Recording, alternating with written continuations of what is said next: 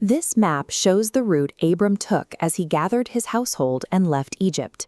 He, his wife, and his nephew Lot headed north, traveling straight back into the southern region of Canaan.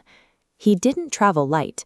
Abram left Egypt carrying a massive accumulation of wealth, specifically herds of cattle, alongside large reserves of silver and gold. But instead of stopping immediately to build an estate, he kept moving until he reached Bethel.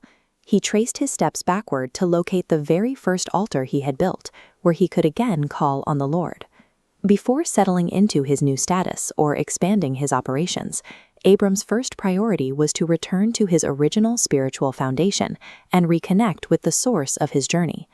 The problem they faced next was a matter of carrying capacity. Lot also owned massive flocks, sprawling herds of cattle, and vast tent cities.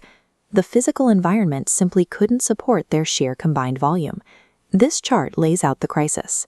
The fixed grazing land remains static, while their combined herds rapidly expand past capacity, triggering immediate conflict. Furthermore, Canaanite and Perizzite populations already occupied massive tracts of territory, squeezing them into an impossible footprint. Their abundance of wealth created a physical constraint that the environment couldn't absorb. This pressure on the land translated directly into a social break, threatening their survival and their family bond. To stop the infighting before it fractured the camp completely, Abram pulled Lot aside for a conversation. His argument was simple.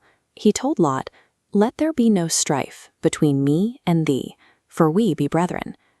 Then Abram made a highly unconventional offer. As the older patriarch, he held the right to dictate terms.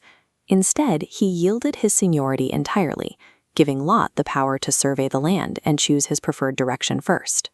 By telling Lot, "If thou wilt take the left hand, then I will go to the right," Abram removed the competition that was tearing their households apart. Abram prioritized long-term peace and the integrity of his family over maximizing his own immediate geographic advantage.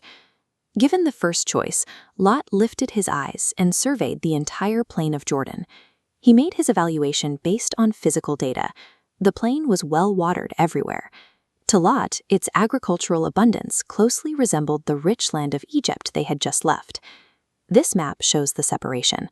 Lot chose the fertile valley heading east, while Abram remained anchored in the rugged terrain of Canaan. But Lot ignored a crucial variable. He pitched his tent toward Sodom, a city known for extreme wickedness. Lot evaluated the land by its irrigation and its greenery, ignoring the reality of the community he was joining. He chose a fertile valley that came with an extreme, if hidden, social cost. With Lot gone, Abram was now geographically separated and standing alone. In that exact moment of isolation, the Lord gave Abram a new command: to physically lift up his eyes and look northward, southward, eastward, and westward. This geometry visualizes the promise's scale.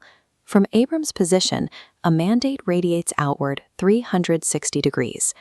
God promised ownership of all visible land forever, with descendants uncountable as dust. To seal this, Abram physically walked the territory's extreme length and breadth, actively claiming this compass-spanning scope.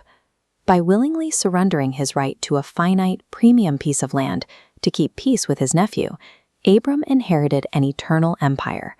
Following this decree, Abram moved his tent one last time, settling in the plains of Mamre in Hebron. Upon arriving, the very first thing he did was build another altar to the Lord. It was a physical marker of his continued devotion to his core principles. This creates a sharp geographic contrast. While Lot was slowly shifting his wandering tent closer and closer to the corruption of Sodom, Abram was building a stationary, dedicated altar of stone. An enduring legacy isn't secured by relentlessly chasing the easiest available resources. It is built by maintaining an unshakable spiritual anchor, regardless of the terrain you stand on.